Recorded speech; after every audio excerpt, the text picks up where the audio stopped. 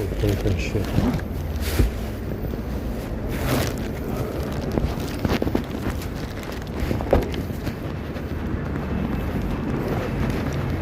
And 3 gallons of poison water yesterday. So we got 3 bottles of poison water, 5 rounds of poison rice, and poison cereal. That sounds about right, doesn't it? Yeah, it does.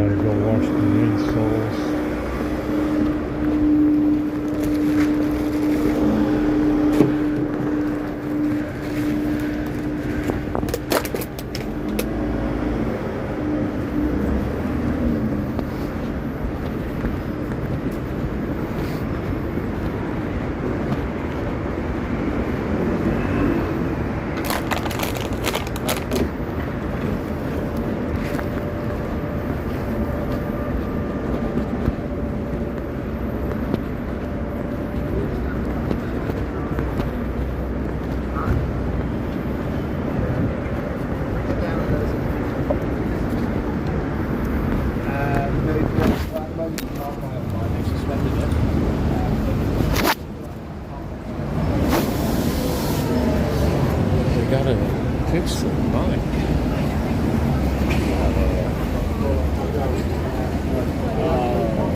On Android 14, it says it's upgradable 7 times. 7 Android versions. Can you believe it?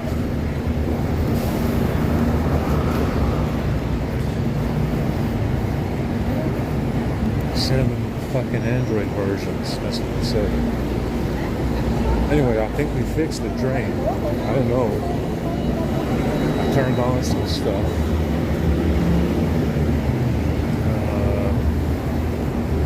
And it stopped draining. It's not draining anymore. So I don't know. We'll have to see.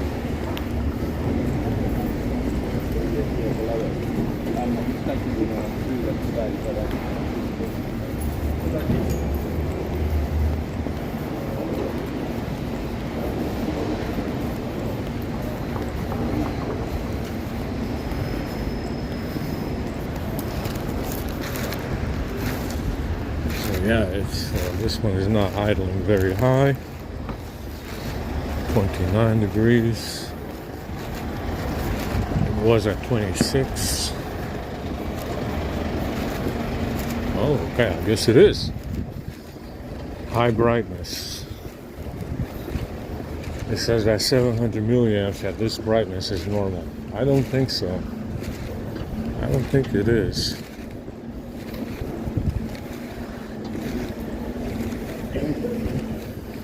Do a secret RAM logging.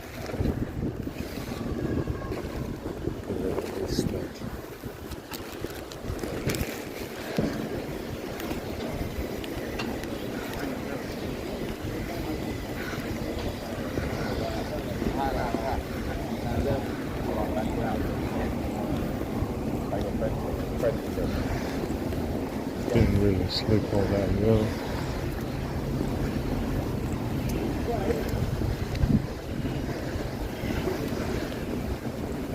My hair again.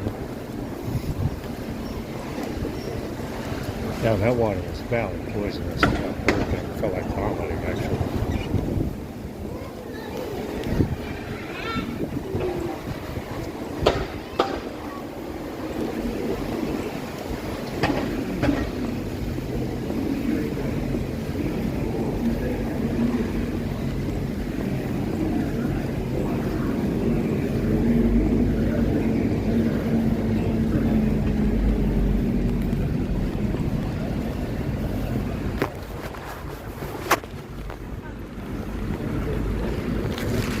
watch these inflows again.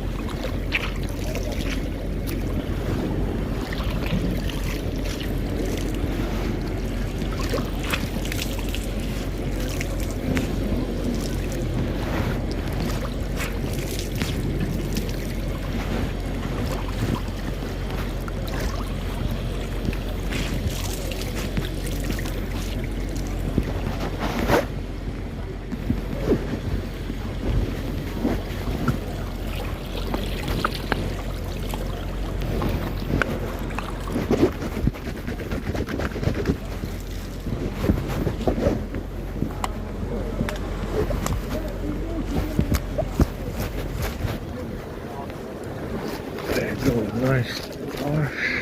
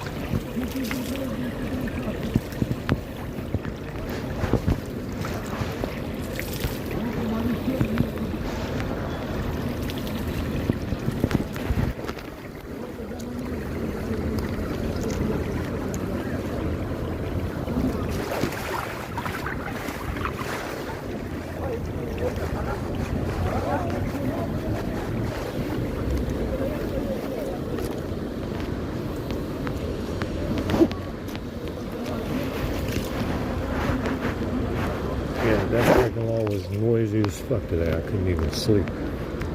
There's so much fucking noise and commotion out there. Put this in my shoes.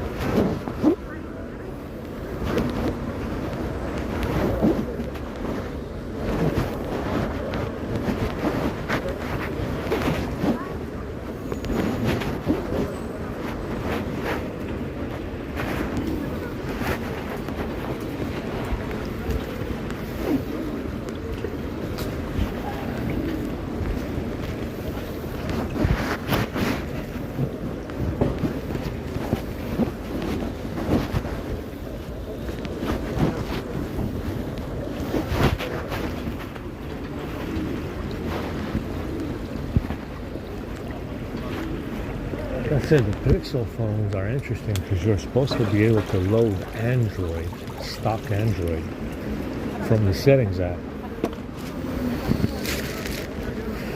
So if that's the case, you can probably test. It's easier to test this self-broadcast exploit that they have going on and the telephoning exploit that they have going on, you understand? Because you can load it from the settings app and just test it. I'm not sure if it loads it permanently or if it installs it permanently, but if you can load stock Android from the settings app, it makes it easier to test.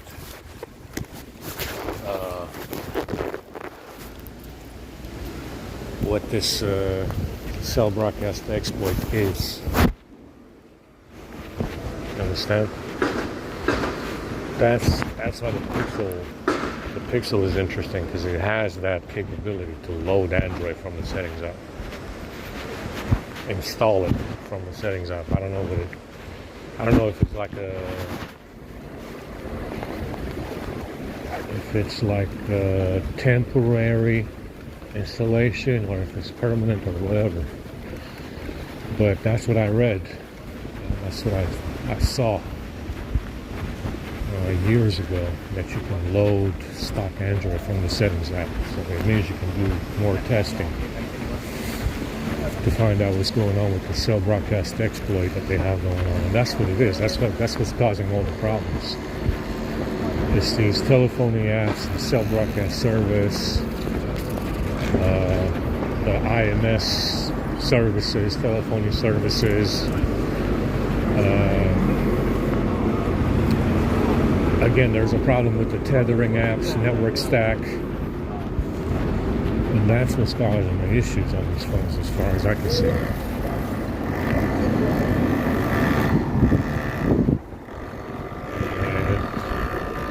that's what they do have. I think the Pixel 7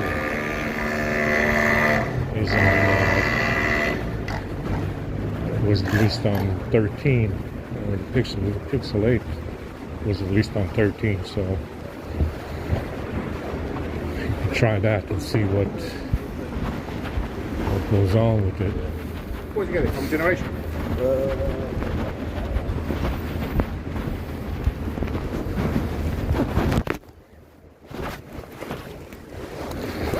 So,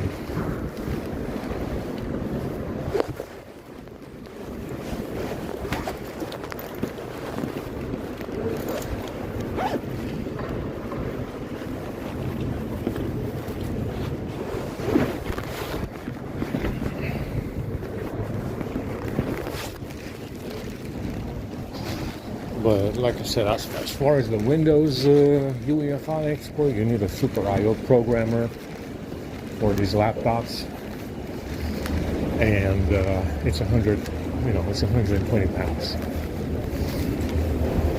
It's as much as a laptop, a tablet. It's as much as a fucking tablet. So, like I said, it remains a mystery as to why these manufacturers don't give you a Super I/O flash. Some of them do. It's extremely rare when they do. Like I said, there's only a couple of workstations, obviously workstations, because people saw it. People saw it on their workstations and their fucking servers and so on and so forth, and they were wondering what the fuck is the deal. And every now and then, like Lenovo and HP, they'll give you a Super I/O update on the workstation. And it's really only because people saw it on the fucking workstation and they probably used it as a server and they were wondering what the fuck is going on. Yeah. And it's like I said, it's very rare to get that Super I/O firmware. It's only 2 or 3 megabytes. Like I said, I have not seen it. I have not seen that Super I/O firmware for any laptop anywhere except, like I said, the Lenovo one. The Lenovo gaming laptop, and a few workstations from, again, Lenovo and HP. And like I said, that's their bread and butter. That's this parasitical motherfucker's bread and butter. Is Super I/O fake firmware working together with UEFI?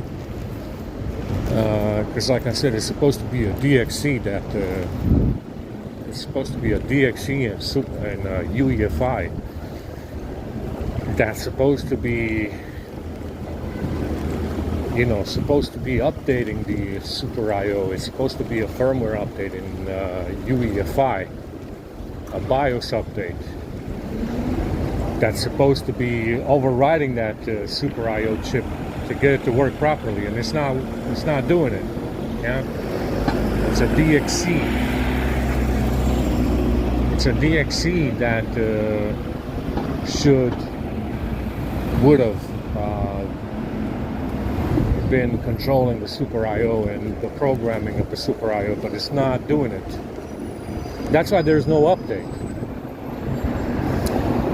Yeah, it's probably the reason why there's no update for it, because it is something that's supposed to be handled by the DXCs in the UEFI firmware, and that's the reason. That's probably the reason why there's no update. So, it's it's very strange. Like I said, it is enormous. It is an enormous conspiracy to allow that kind of stuff to go on every laptop and desktop and workstation and server, even if they have a Super I/O. Understand? It's an enormous conspiracy to be releasing, consumer electronics globally with that kind of exploit at play on every fucking desktop, laptop, and server and workstation. If it has a Super I/O, yeah, it's unheard of. I mean, it's unbelievable to me that stuff is going on under people's noses and nobody says anything about it, because everybody's involved. Yeah, that's why no one says anything about it. These transgender motherfuckers are all involved in it. I mean, it's amazing, isn't it?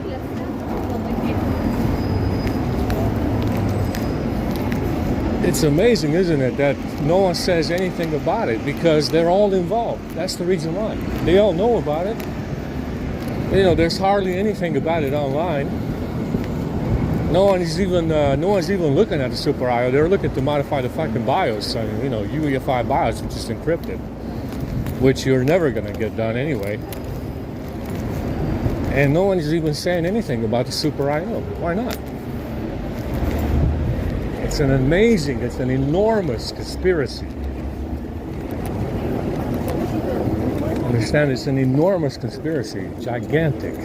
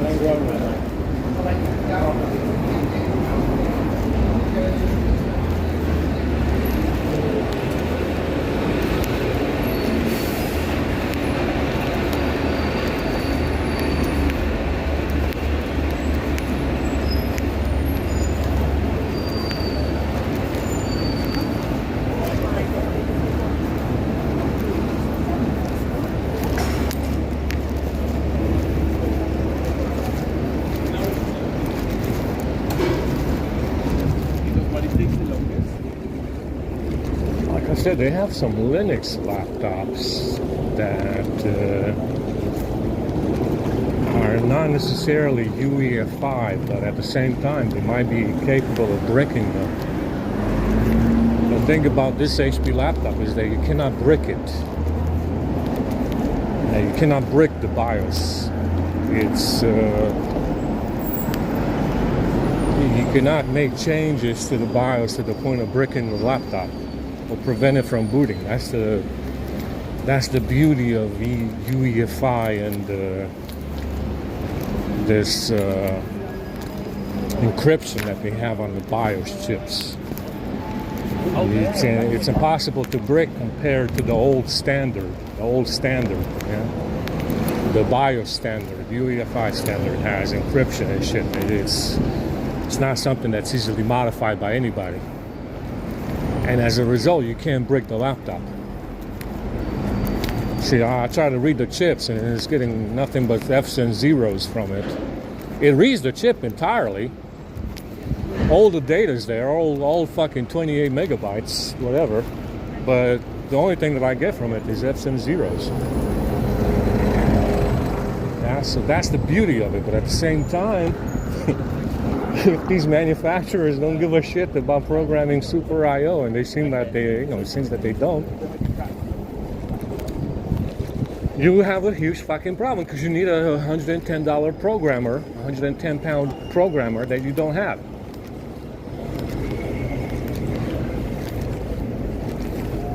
It doesn't sell with the laptop. They don't sell you the programmer with the laptop. Yeah, sure, it's very secure. You're not going to brick this laptop without breaking the motherboard. You're not breaking this laptop. It's still going to boot no matter what. Yeah.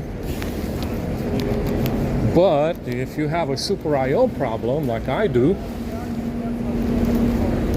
you're not fixing it. You're not going to fix it unless you have the programmer.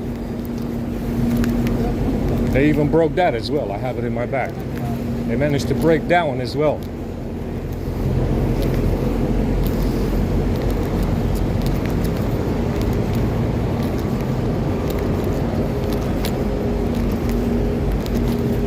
Poking holes in the fucking ribbon cable. Because that happens. That happens all the time.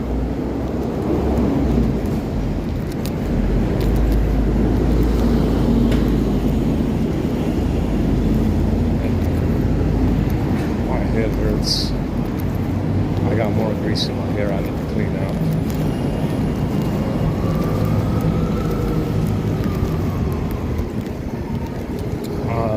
I used to have an anti-static comb that they stole as well. The anti-static combs are very good in this situation. The anti-static combs, that's what you need. If they shoot EMF in your head, that's what you need. You need an anti-static comb to take the fucking electrons out of your fucking hair. Because it charges up the hair, and that's how you got so much volume.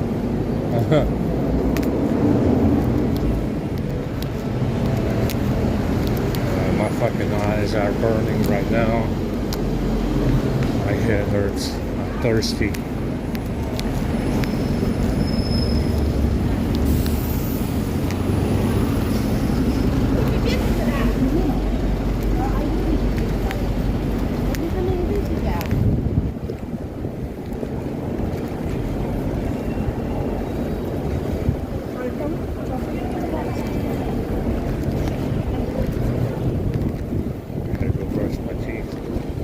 Charge first.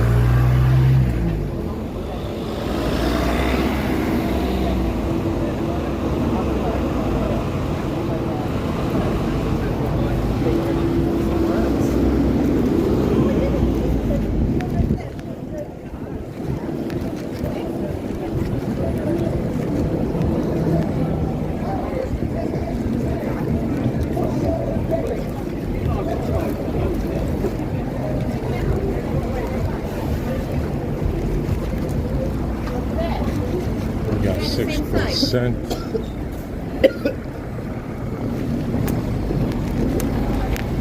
نزل واحدة واحدة.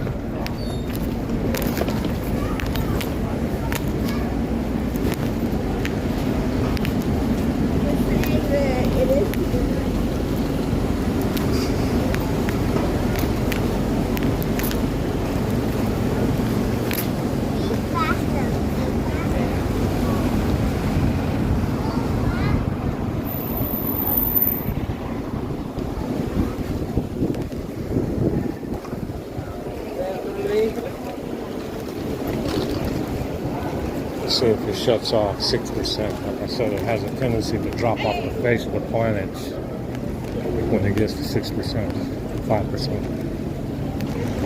Even though it's supposed to give you another 10 minutes.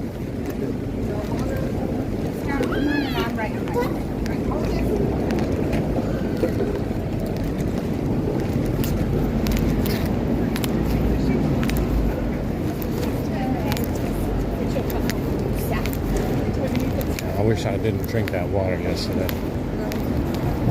It does more harm than good. You might as well drink salt water.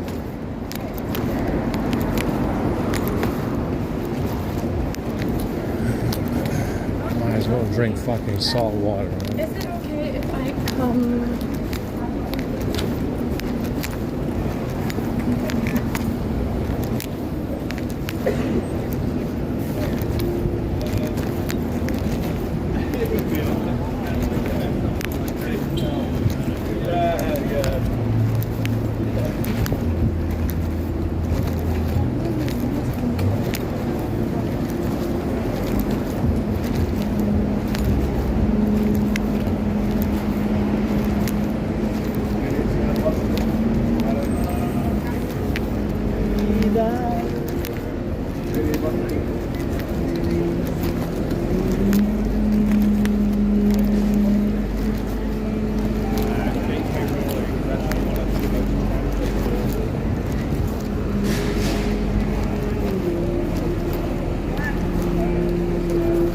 Said we expanded the script. What it says now, I can't even see the screen. 5%.